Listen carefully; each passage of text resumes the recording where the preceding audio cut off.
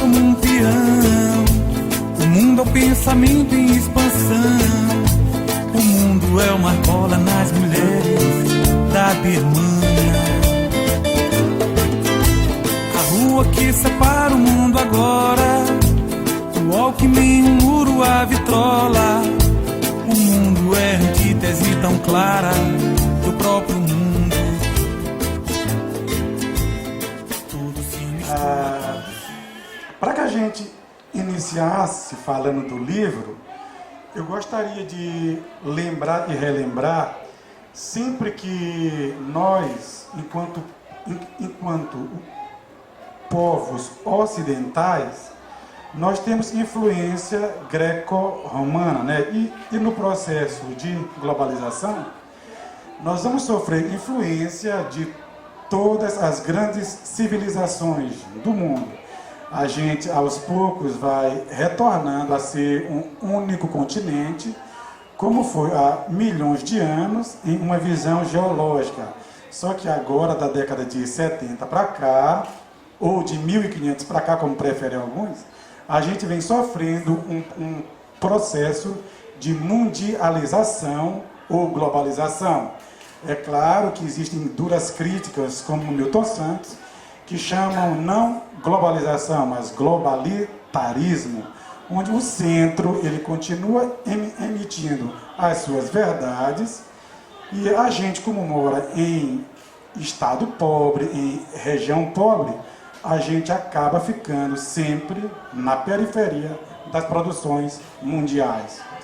E é algo que ou a gente rompe nessa nova conjuntura, ou nós estaremos cada vez mais distante dos benefícios da revolução técnico-científica, onde a coisa mais cara que existe é o pensamento, não é? A coisa mais cara que existe da década de 70 para cá chama-se o pensamento. Então, Dias Amarelos, ele está inserido dentro desse processo de ser uma contravoz a toda essa visão que só os Estados Unidos, a Europa Ocidental e o Japão são os centros do mundo.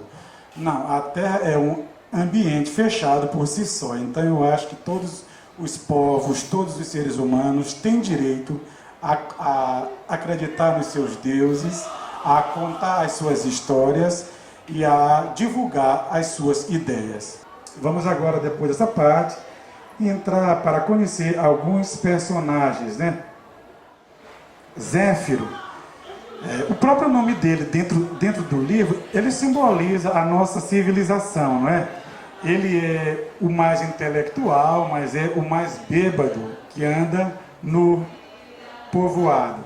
Ele simboliza a civilização ocidental. O próprio nome dele, Zéfiro, quer dizer vento do ocidente, porque ele vai deixar em rápidas passagens que a nossa civilização ela é a mais intelectual, ela é a mais industrial, mas nem por isso ela é mais feliz e nem se prejudica. Por isso o nome dele de Zéfiro, né? Depois nós vamos ter ela, Mundica, não é? Mundica, ela é o contrário de Zéfiro. Ela não teve acesso ao estudo formal, ela não teve acesso ao método científico, ao pensamento científico, mas ainda assim ela traz verdade de um mundo simbólico lá do interior, lá da zona rural, né? Mimoso e seu Bento é a parte mais mágica do livro, onde eu vou trabalhar as características de Franz Kafka, de Gabriel Garcia Marques e Mia Couto. É uma influência bem explícita dos três e do uruguaio Eduardo Galeano. Aqui nós nunca vamos saber se seu Bento é caduco ou se Mimoso fala mesmo, né? E eu acho belíssimo quando as pessoas começam a ler o livro e no meio do livro me escrevem, mas Mimoso fala ou não? Né? E eu sempre nunca respondo, porque nem eu sei, né? Como escritor, eles têm vida própria. Muita gente diz, poxa, por que tu matou seu Bento? Eu digo, mas não foi eu, né? Foi a saúde debilitada. E ele morreu numa noite, quando eu amanheci para escrever, eu só precisava de escrever as sentinelas funerais.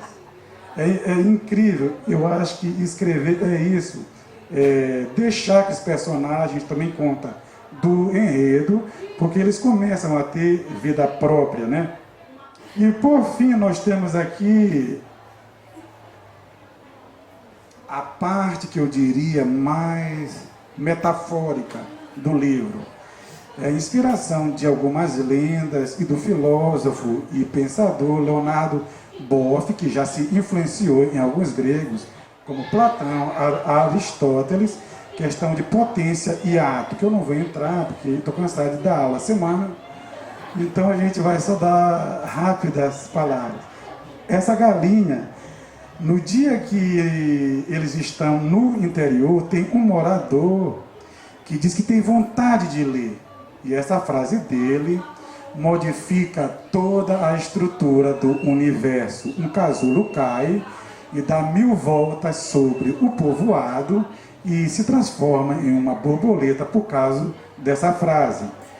E eu achava que teria que ter mais transcendências ainda. Por isso simboliza a galinha voando sobre o mundo. A própria imagem já é algo que nos causa estranheza, né?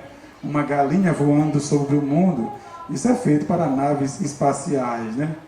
Mas ela simboliza a nossa criação religiosa na escola, na sociedade, que tenta nos limitar a todo tempo.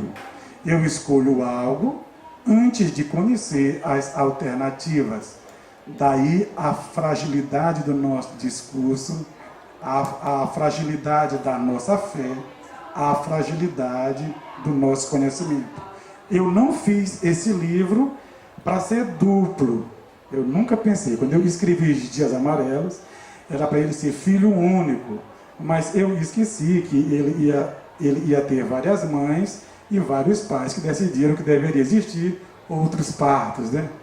Então, eu passei quase uns 2 anos pensando se o filho era meu ou não, mas no fim o DNA comprovou que o filho é nosso. Logo, eu já escrevi o novo livro, se chama A Dança dos Ventos, desde março, que já foi para revisão, e assim que chegar, vocês estarão convidados para o lançamento desse livro, que é a continuação desse. Aí eu já pego, né? Quem são as minhas grandes influências, que ela não ouviu eu falando de Gabriel Garcia Marques. Sem dúvida, ele é o primeiro grande escritor que me influencia, e Dias Amarelos tem claras mostras dessa influência. Aí eu bebo muito. Eu diria assim, que haveriam 3 grandes pensadores, escritores que eu sofro muita influência, que seria Eduardo Galeano, Miyakuto, que é da África, Moçambique, e Gabriel, que é colombiano. Desses, fora esse, eu tenho 2 brasileiros que eu gosto muito, que seria Jorge Amado e Josué Monteiro, que são obras que eu conheço mais profundamente e que exerceram grandes influências como contador de história, que é o que eu gosto de fazer. Quem é o autor desses desenhos, da capa do livro? Isso aí. É o meu irmão que está aqui, que se chama Napoleão Filho. Ele é formado em arte pela Universidade Federal do Maranhão e professor também do estado e do município.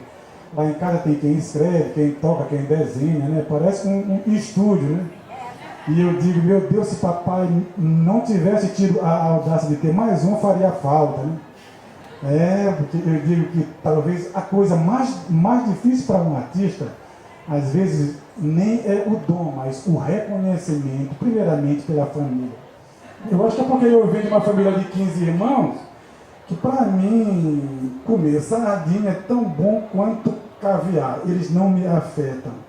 Entre ficar mais feliz ou ficar menos feliz, eu acho que para quem veio lá da zona rural de Pinheiro com 15 irmãos, tudo é lucro. Se eu estou comendo pão com café, eu estou achando que eu estou no lucro, porque eu não comia. Tanto que meu desejo, meus alunos sabem, era comer uma sardinha sozinha. Assim que eu passei no estádio, eu comprei. Porque lá em casa nós éramos 15, a gente conhecia a concepção de sardinha, mas não o gosto, porque eram 15 xícaras misturadas com café. Então eu conhecia mais o cheiro que o sabor. E a primeira coisa que eu fiz quando eu recebi dinheiro foi comprar uma sardinha. E depois descobri, a coisa mais importante foi essa, que o prazer está no desejo. Porque o desejo é que é a ausência, o prazer é a presença. E Jean-Paul Sartre diz que todo desejo realizado nada mais é do que o suicídio do prazer. Ok. Eu queria agradecer a minha família, os meus alunos que estão aqui, os meus amigos da academia, são pessoas experientes que dão o norte para a gente, para ir em busca disso. São pessoas que nos recebem sempre com muita generosidade. Meus amigos da escola, professores. E meus amigos também, pensadores, né? Aqui tem muitos amigos que são pensadores, aqueles dos diálogos necessários. Muito obrigado, até a próxima. Agora vai ter no Sebo no Chão, quem quiser passar lá é mais informal. Os caras são tão loucos que eles disseram ontem na chamada, Eliseu vai lançar o livro e nós vamos botar cachaça de graça. Eu quase morro. Eu achei belíssimo, né? A chamada é que já tem cachaça de graça. Gente, muito obrigado, até a dança dos ventos.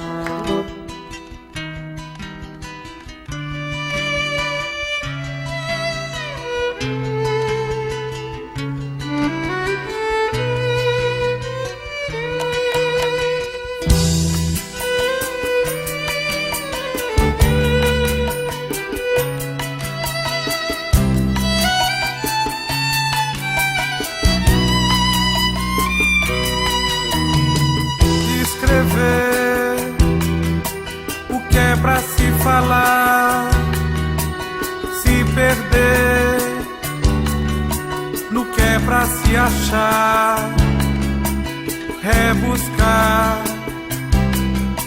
o que é pra esquecer, doer prazer, voltar, fugir, vergonha, se despir, admirar o que é pra se afastar, é afirmar o que é pra se negar.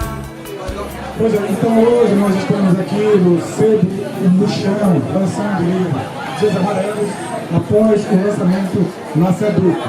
O livro é um realismo mágico sobre a Baixada do Maranhão, que também cabe a todos os espaços rurais do Brasil.